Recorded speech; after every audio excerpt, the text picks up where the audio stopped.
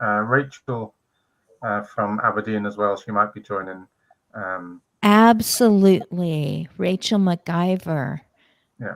Good. And when she comes, she does. I've had people show up partway through, and even some people show up in their car, and they're you can see them driving and going, I'll be on in a few moments. We just had a traffic jam, and they're just listening, and we're just looking at them while we're talking. And so Rachel, wonderful. Rachel. Hello, sorry, I was just watching from backstage. So I have Oh, been. you were. And now you're here. I was saying people have come anywhere during the hour. And Alec, you are very familiar with Rachel as well.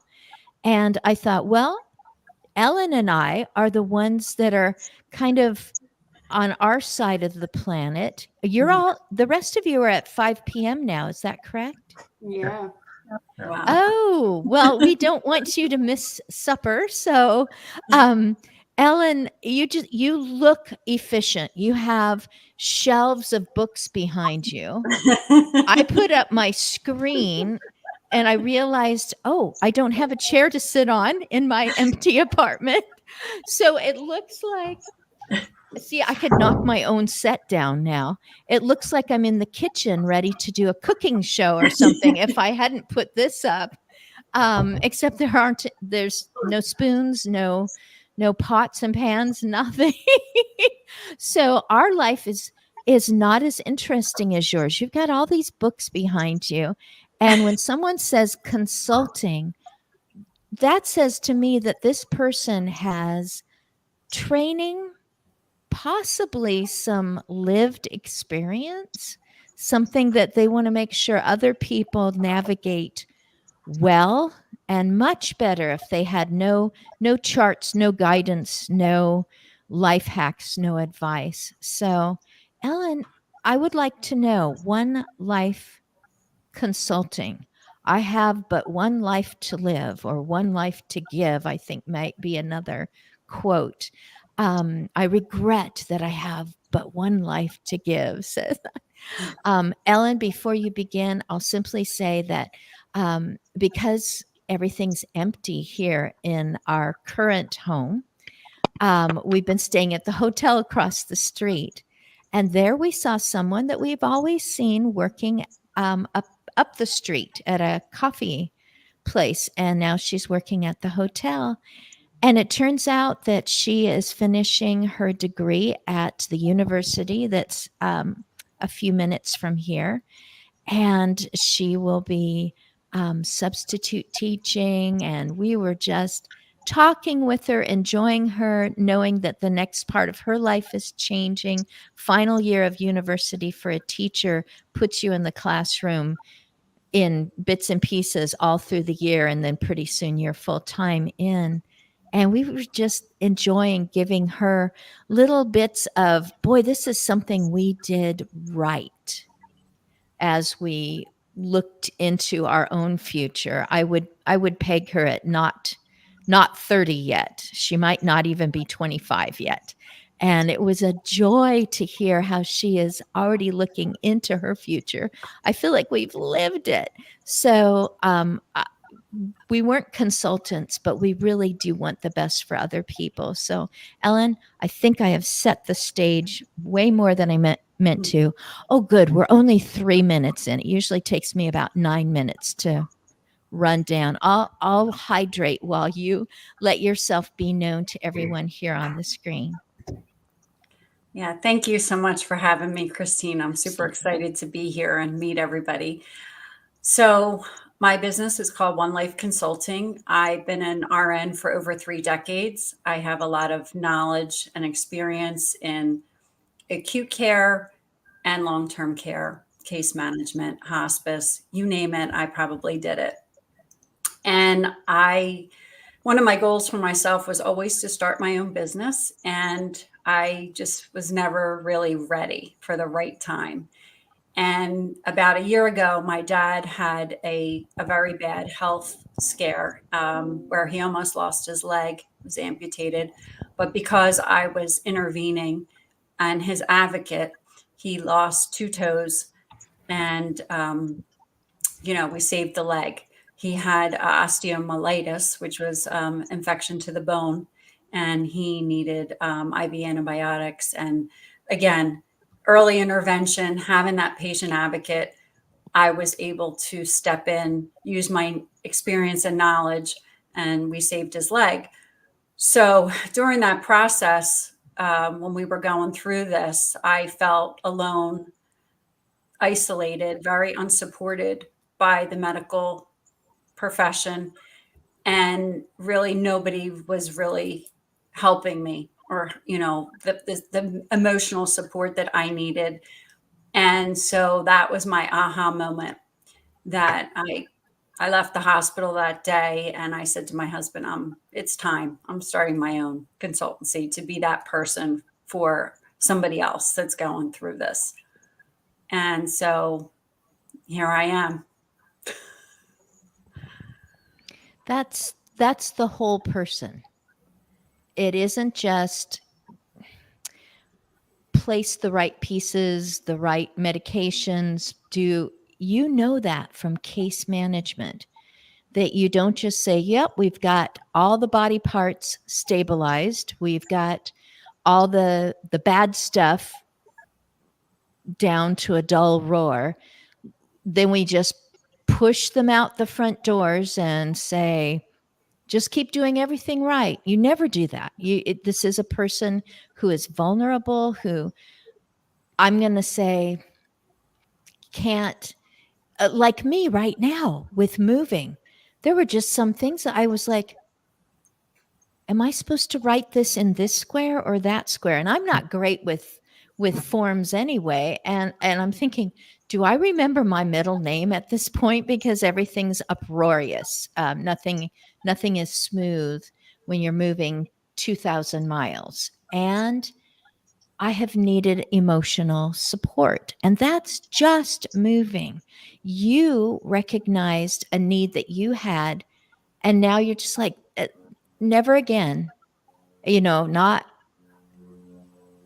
if someone needs help, I can direct them. If they don't even recognize that it's affecting them emotionally because they're so focused on remedies and finance, etc. I'm so glad that you are so knowledgeable and you've had a huge life experience that you've been able to pull these pieces together. You say that you've been a registered nurse for 30 years? 32.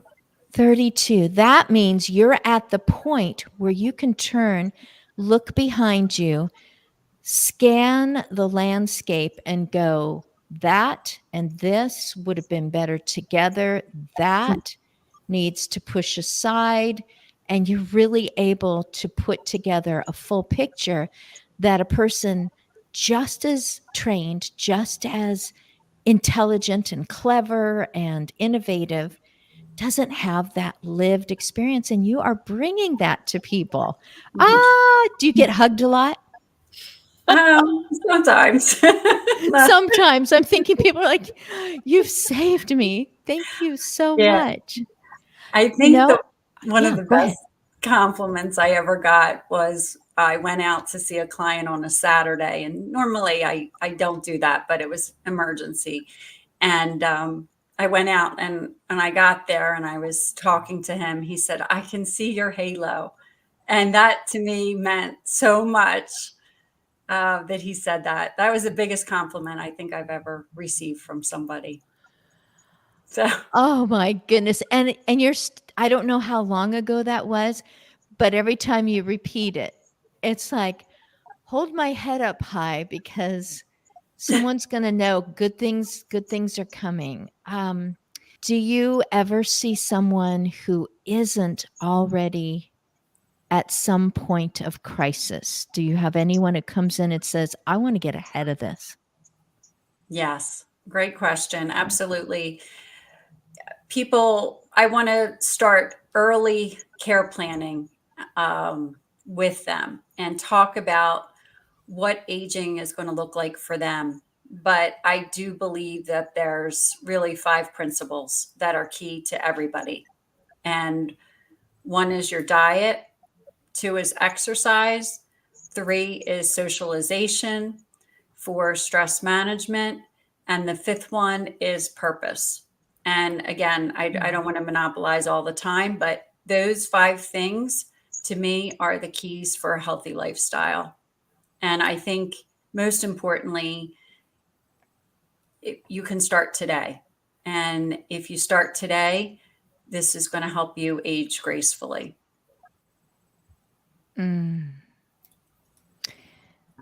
Those 5 keys. So I plugged them into my life at this moment. Socialization. We have stopped whatever box taping because somebody is coming.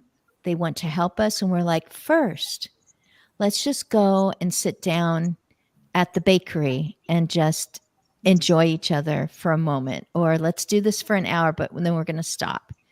And then we've driven distances to see our relatives in this area before we move a couple thousand miles away. Stress management, you get to reserve the hot tub at the hotel across the street. And that means you're locked in and nobody else is in there. And I was singing at the top of my lungs because I felt like I had just lost myself in these last several days of transition and emotions. Exercise, no problem. Elevator quit for 3 days and our container was waiting for us outside. So we've been doing stair stepping with weights, weightlifting, nutrition. I realized that I've been hydrating, but I was forgetting to have any protein, any real food. And so this morning I thought people are waiting and wondering if I even exist anymore. But I stopped and I had some protein. So stress management, socialization, exercise, nutrition, Purpose.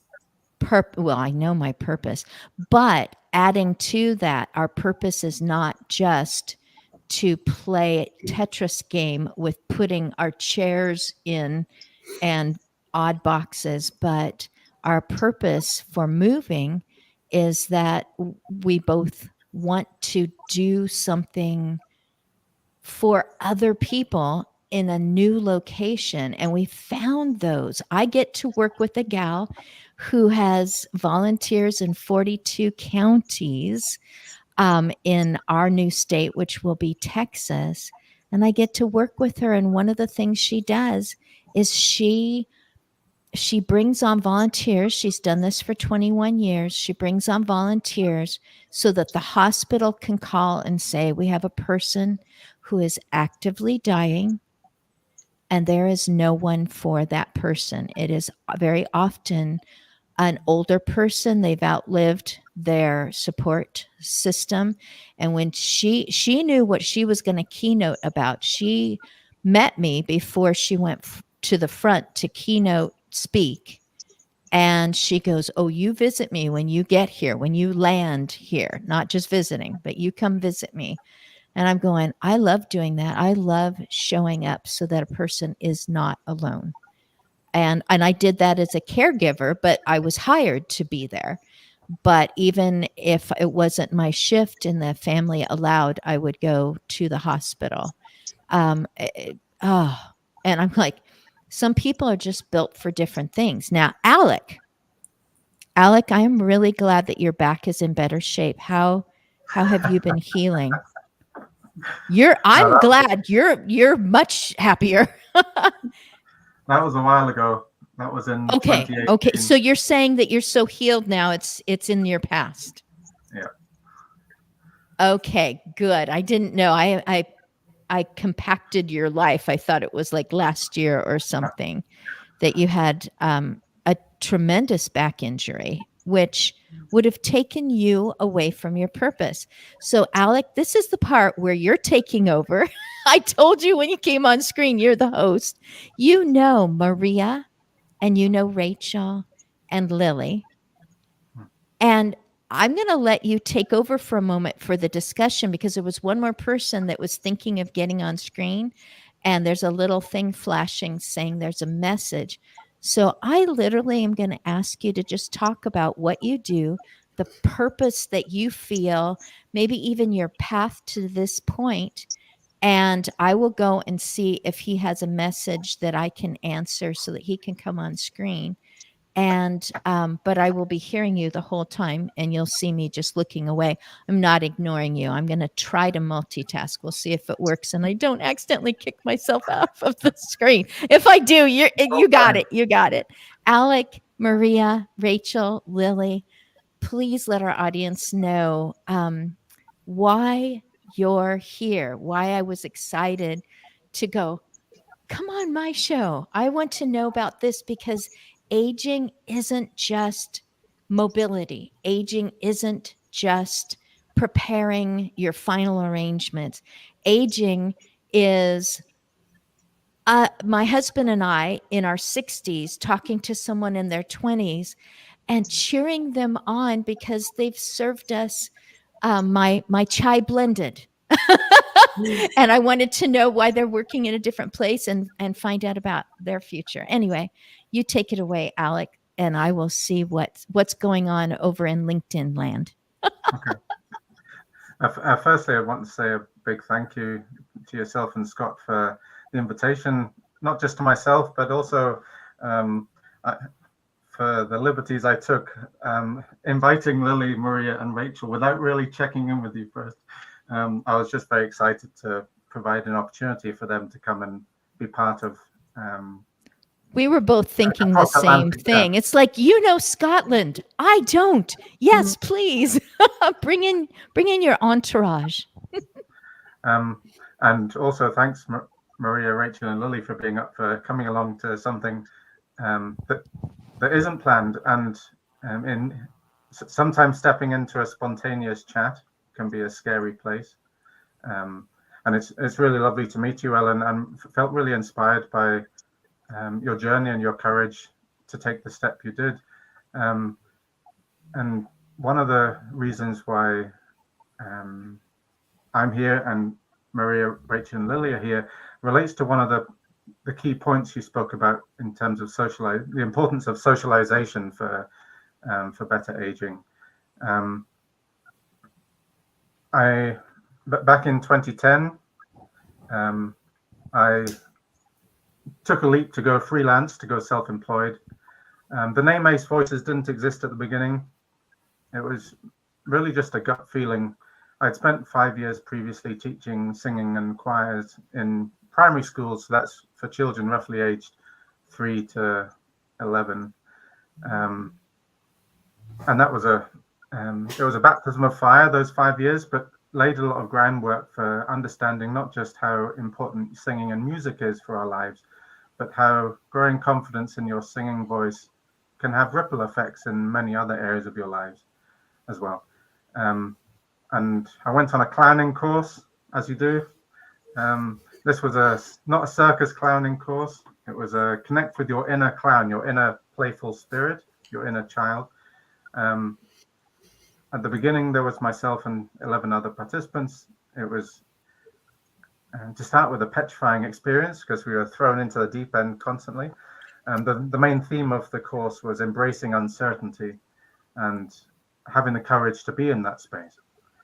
And it was ultimately they have a course that was like avoiding uncertainty, how to run screaming from how to say it's not there, denying. No, well, they just said anyway. Run and throw yourself into uncertainty. Alec, you're saying that it was scary to go into this class. At least for me, because for me, one of the reasons why, going back to your point, Ellen, about your purpose, for me, one of the reasons why I started what became Ace Voices was because I really wanted to help create safe spaces for people to grow as individuals, as communities, as leaders, as people who can make a difference to the world around them, whether that involves helping to run a singing class, or taking a group out into the woods, or being able to sit next to someone who, for example, someone who's deep into dementia, can't necessarily speak, but how to help people, myself included, be in that space where you are in company with someone without the pressure to speak, being as lovingly present as possible, and try and ripple that out.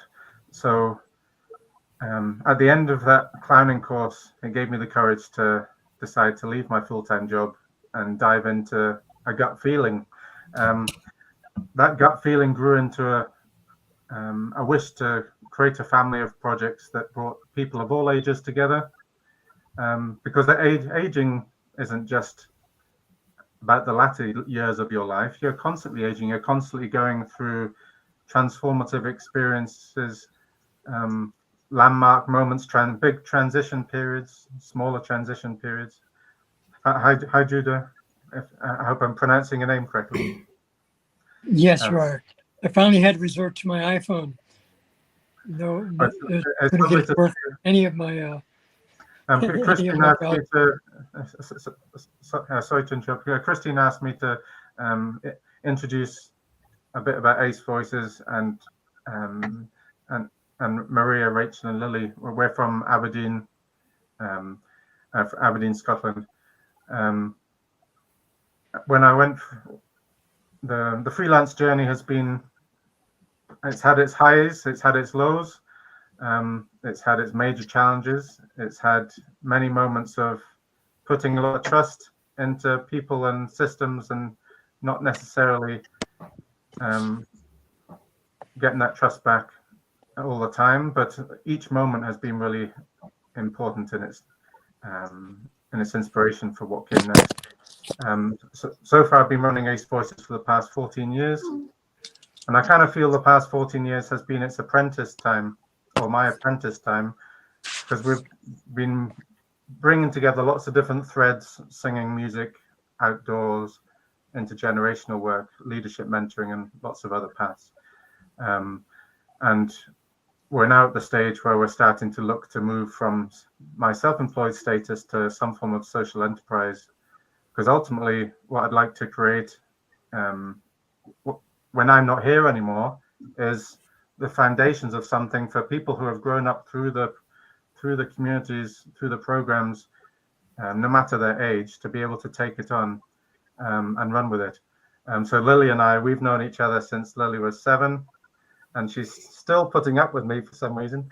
And it's been a real joy being part of her journey, initially through singing, then through leadership mentoring, and we're working together on more projects. Maria and I started working together. Maria's son goes to one of my long-term partner schools. Maria started helping with an after-school club for families, and very quickly she took on more and more volunteering, helping with an intergenerational group between children and adults with dementia, going on a minibus trip with children down to visit somewhere else in Scotland, supporting people with dementia. She's very much part of our intergenerational choir, and today's a key day for Maria. She's just started a new job at the school. I'm really excited for you, Maria. And Rachel and I met initially at a training with Generations Working Together, one of Scotland's intergenerational flagship organizations. I'll let Rachel say a bit more shortly, but Rachel runs a really fantastic intergenerational group with parents, families with young children, and adults with dementia in one of the same places.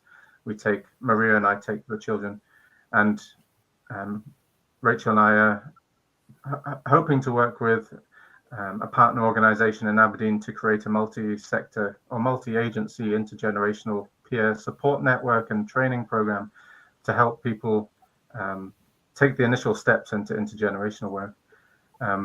So it's an ever-evolving feast. And is it okay, Lily, if I hand over to you? Lily's got two hats on here today, both of Ace Voices and an organization called Aberdeen Youth Movement.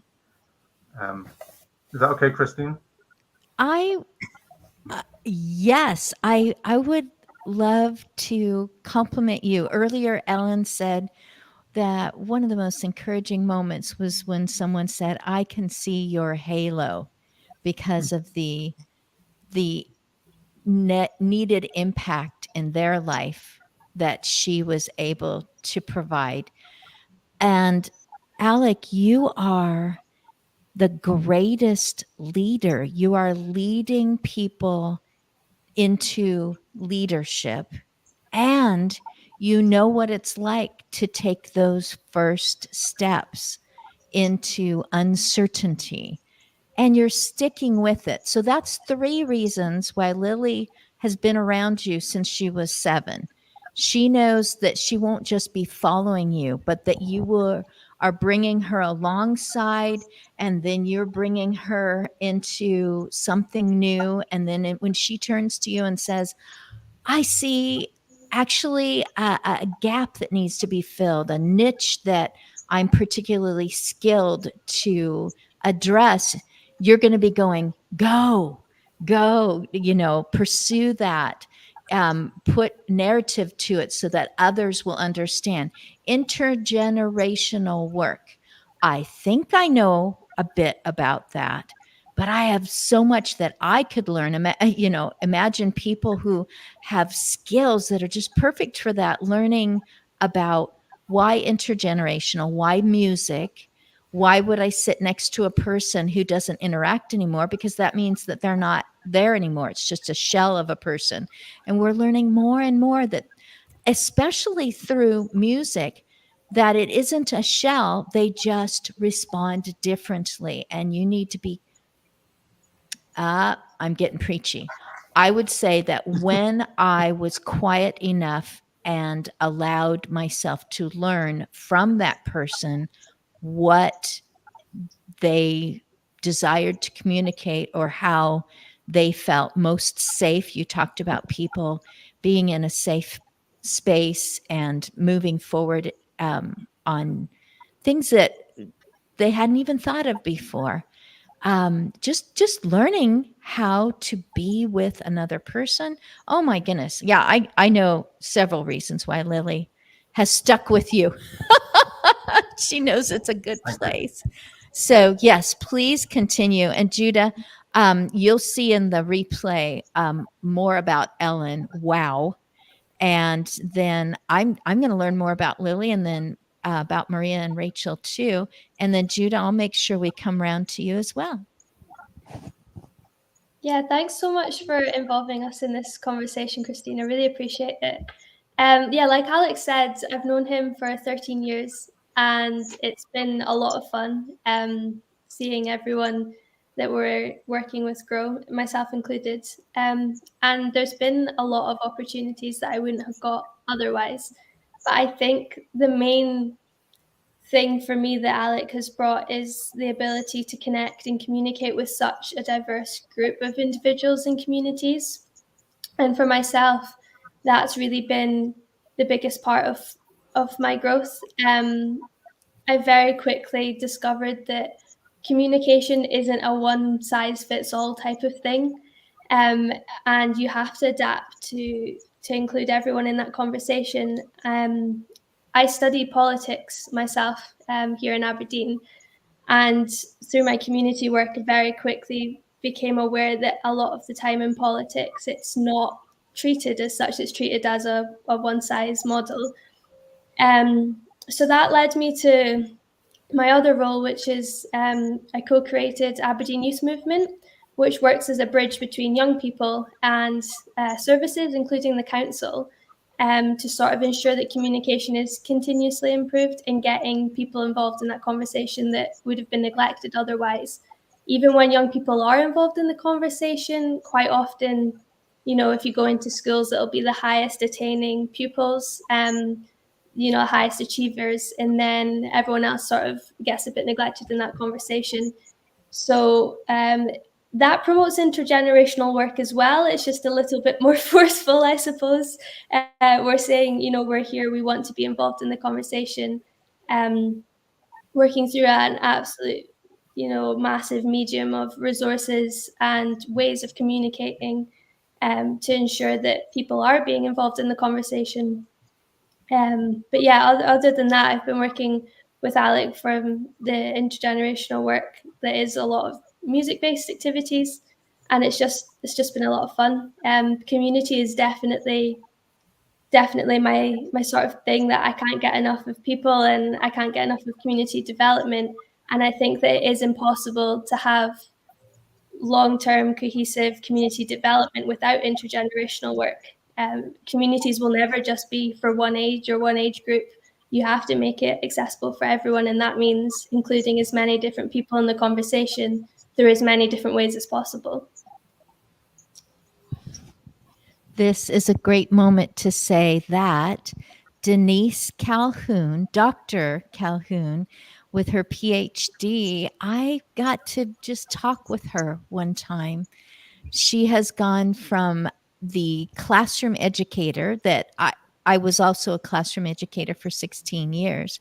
And as she went on, I'm going to do it short version, went on to master's degree. She was, I guess, well influenced by others who saw her potential in the aging arena.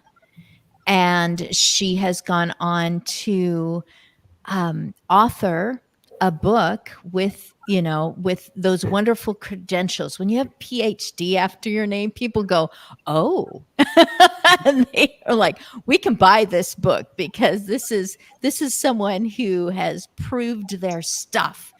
And so a book for lifelong learning, I believe it might be under the umbrella of language arts. And she has popped in and she's watching the show right now. I believe that Pepperdine is in California, the university, and she might still be there. I've got to catch up with her to find out, but I'm so glad that she found how to get on live and just is sending you your greetings. Hi, Christine. Great guests. I have been trying to get on your platform since 9. Yes. Oh my goodness. Okay. The good thing is I've been able to listen and I am impressed. Keep going, folks. Lily, was there something else that you would like to add to all that? I just like letting you guys know that you're being cheered on. Oh, I mean, I could talk about this stuff for hours, but I'll maybe just hand over to Maria and Rachel just now and pop in again later so that everyone's not getting too tired of my voice. That won't be possible, Lily. Maria, do you want to? Maria, you've got a new job. Is it more money? No, you don't need to answer that question. Well, yes, it is. Yeah. Oh, it is. Okay, so that was really rude, but I always think that I'm really funny. I'm not, but I actually thought, you know what? I think she's found more purpose or something. I'm going to let you talk about that. Okay. Well, just to speak very briefly about my new job then. So I'm a pupil support assistant at a local primary school in Aberdeen, and it was the school that I met Alec at, so 2.5 years ago. And since I met Alec, I've been doing a lot of volunteering, as he said, and part of that volunteering was helping primary 3s and 4s, so that's roughly maybe from 7 to 9 years old, with reading and with numbers. And today, well, on Monday, I started working there, and I'm doing exactly the same thing, but I'm actually getting paid for it now. So yes, I am getting a lot more money than the zero that I was getting before. But you know, I was delighted to get the job. I never expected to do it, and I certainly wasn't volunteering so that I could get a job. But the opportunity came, and I tried for it, and I got the job. So it was just great. And part of it, the volunteering that I was doing, we were taking the children up to the local care centre for dementia patients. So it's day patients, so they come and have a little bit of respite. And so the project's been going on now for Alex. How long was it? Quite a few years now. 7 years. 7 years. So I've been involved in it for about the last year and a half. So we take the last group, I think there was 11 children that we took up on a Tuesday afternoon, and they went up for quite a few months. And it just involves an hour or so just sitting with the elderly people, playing games with them, interacting with them, socialization, which I spoke about already, which is a really big important part of it. Making music together, just sitting quietly, and it's just amazing. It's amazing to see the change in the elderly when we go in. You can see that they're all excited when we go in. They're all sitting quietly, and you can see in their eyes just how animated they are to see the children again.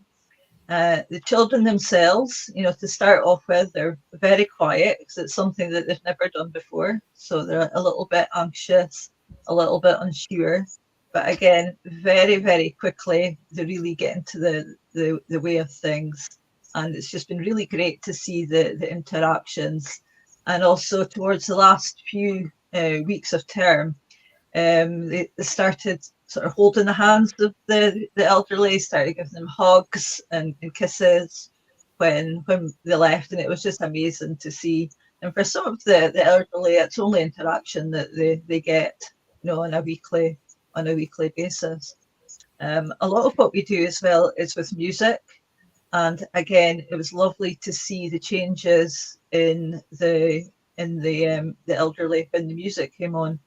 Some of them just didn't want to interact with anybody else and just sort of sat there. As soon as the music starts, they sort of come alive and they start interacting, trying to do the little dances or the little sort of hand gestures that we do, and it's just been great. It's a great project, and I'm really glad to be involved with it, and I hope to be involved with it for years to come. Both you, Maria and Lily, if you did not apply yourself, if you didn't push this forward with your enthusiasm and with your training, and if you tried to do it without mentorship like Alec, it simply wouldn't exist. There isn't, in some cultures, the value of socialization that Ellen brought up towards the top of this hour, the beginning. The need for socialization just doesn't have it's not, I don't know. There's a brick wall with bricks missing, and here's the bricks that are just off to the side, and you are picking up that brick and putting that in there so that it's a more complete picture of what people are like. And Maria, you said that your people support, there was a third word, pupil support assistant. It's like a classroom assistant that's helping the teachers. I'm here to help you be a person, to be, a human, to help the children to overcome their uncertainty. I think that's going to be my word today. It really fits where I'm at this moment personally.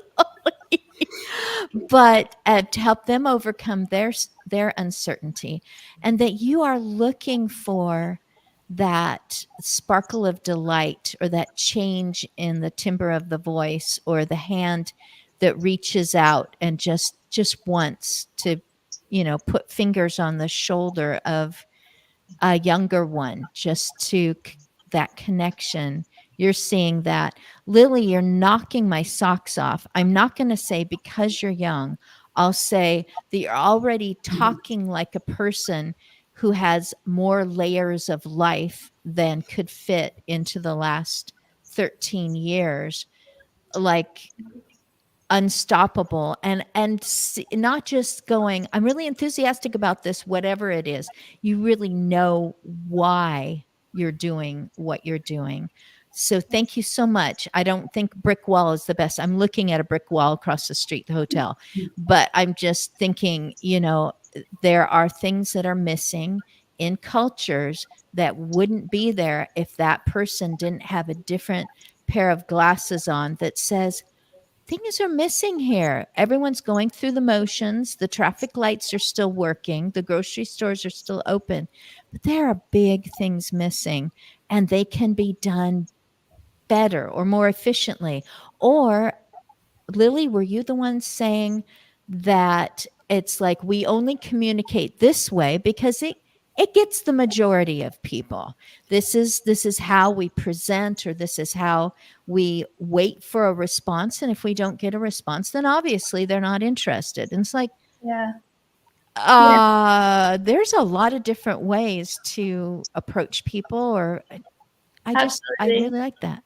And when a lot of the things that come out from the likes of the council and stuff, like budget consultations, even the word budget consultation, it's so negative already, rather than a spending survey or something. But we found time and time again, it's no more than 3% of under 25-year-olds fill out the survey. And if you look at it, it'll be full of abbreviations and acronyms and jargon. There's no examples. So it's not very accessible. And we'll advocate for things like, we say, make it child-friendly language and formats.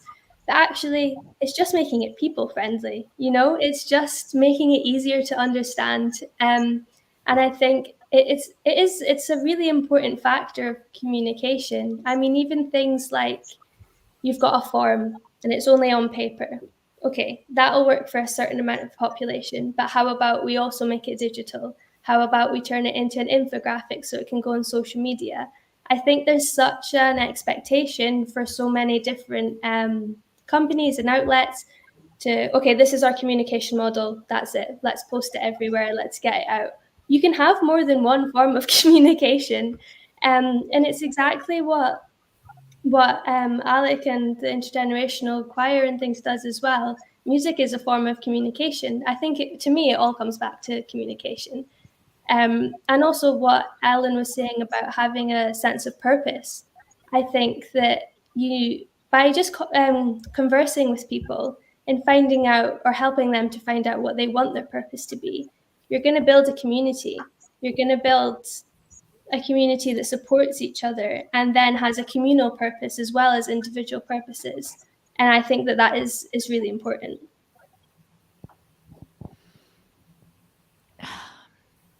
Sometimes I want to say something and I think, is this even going to make sense?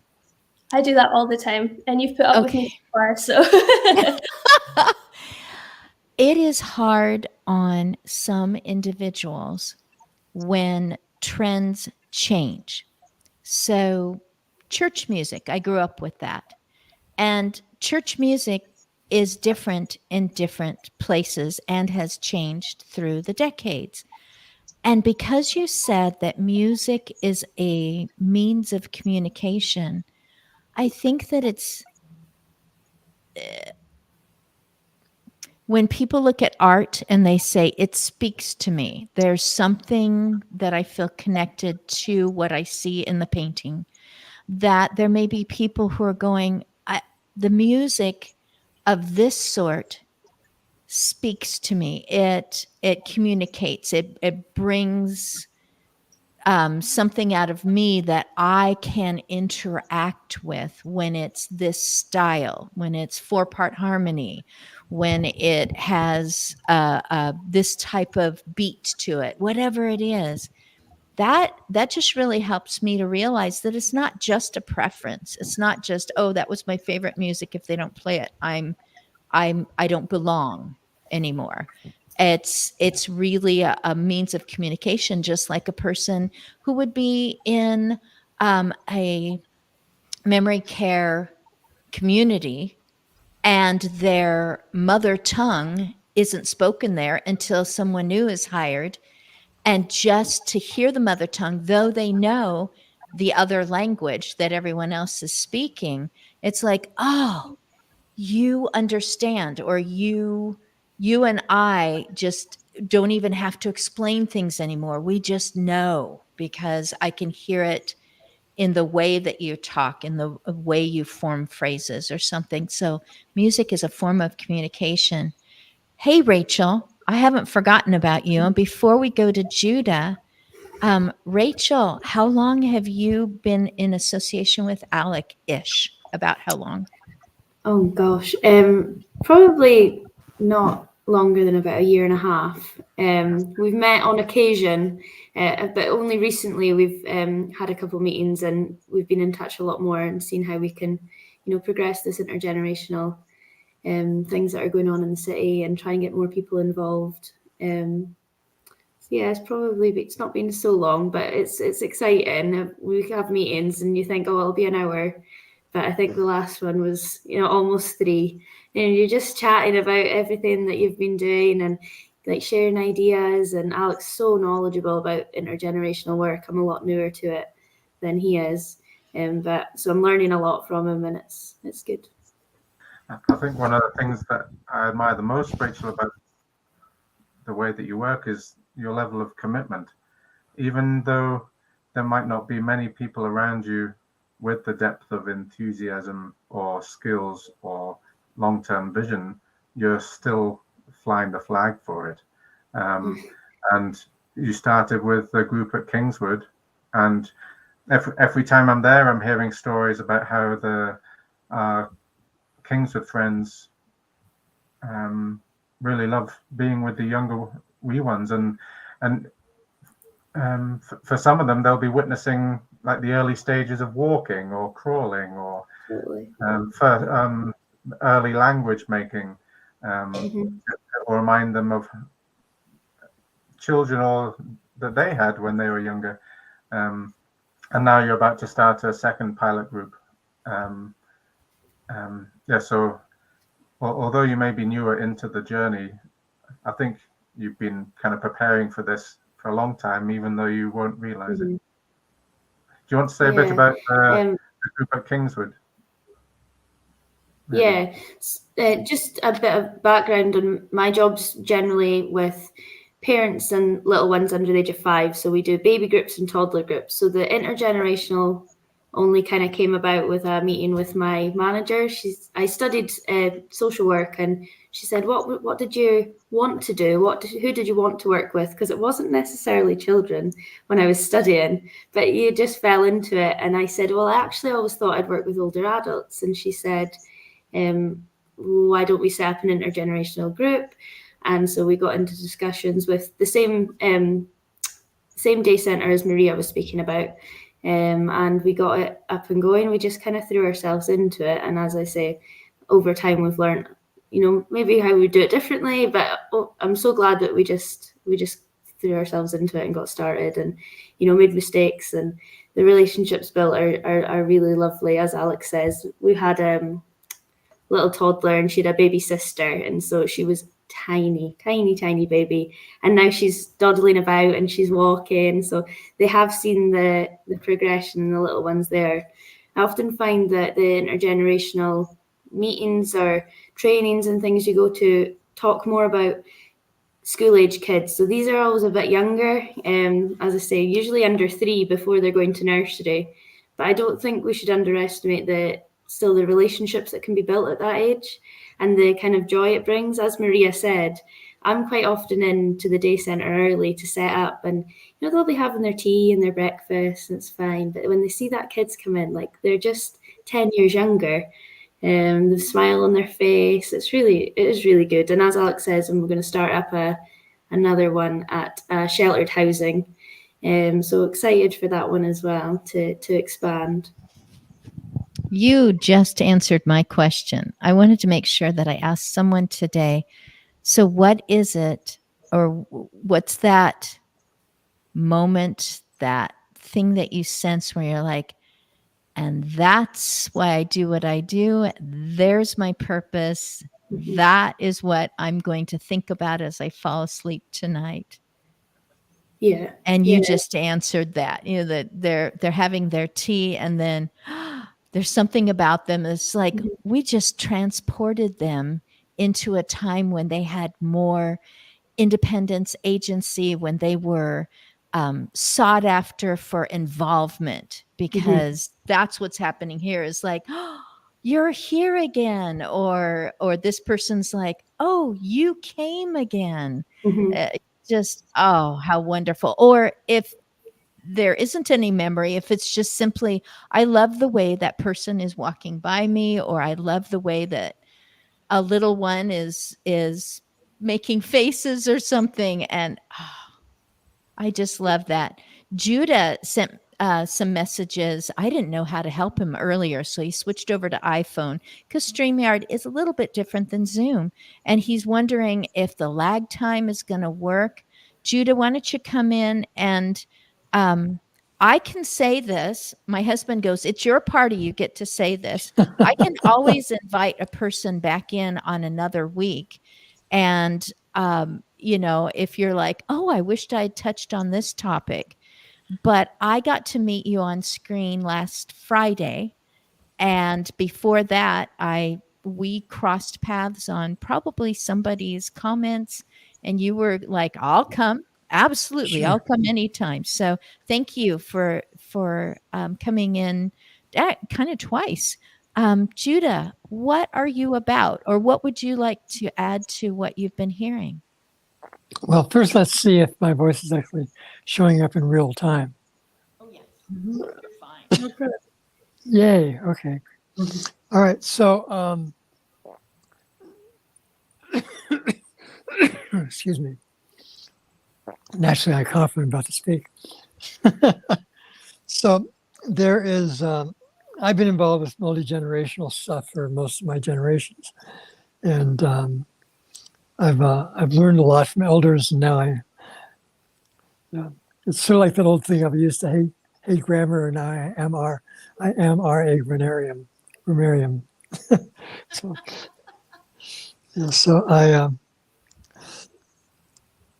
it's curious because the book that I wrote is from the viewpoint of an elder, but it's really intended mostly for people your age. And I really had to practice a lot of empathy to be able to get out of being an OG and be a YG again, to really understand the idealism that is fueling what's going on among the youth today. And I'm talking from tween all the way up through Gen X. There's a lot of idealism that I see, and it gives me hope. It gives me hope. So as far as my own activities, I've spent the last 50 years as a journalist, and along the way I've written a bunch of books or edited other people's books. And my main focus right now is a book called Making Global Sense, which is inspired by Thomas Paine's Common Sense. And where Paine talked about monarchy and hereditary succession, I talk about alpha male rule and authority addiction. And it's that same external validation, getting our worth from outside of ourselves. And where Paine talked about revolution, I'm talking about evolution. And where he talked about independence, I'm talking about interdependence. And so it's bringing that all up to speed. And my hope is that we can engage deeper than we do with realizing how we're all interconnected, so that we understand that our globality, our interconnectedness, our unity gives each of us global reach. That whatever I think, feel, say, and do is penetrating interactively through the entire planet, galaxy, cosmos, however large you want to imagine. And if we know that what we do makes a difference, we're more likely to be careful with what we do. And so I'm encouraging us to take responsibility for our freedom. And so I'm applying Paine's principles from the Enlightenment to what's going on today. that's a very short nutshell of it. Yes, I learned on Friday that there is so much about you, and my brain loves to chew. My brain just wants to rip off a piece of meat and chew on it. And as you were talking about revolution and evolution, and where he was talking about independence, you're talking about interdependence. And I'm just going, oh, his brain had so much fun.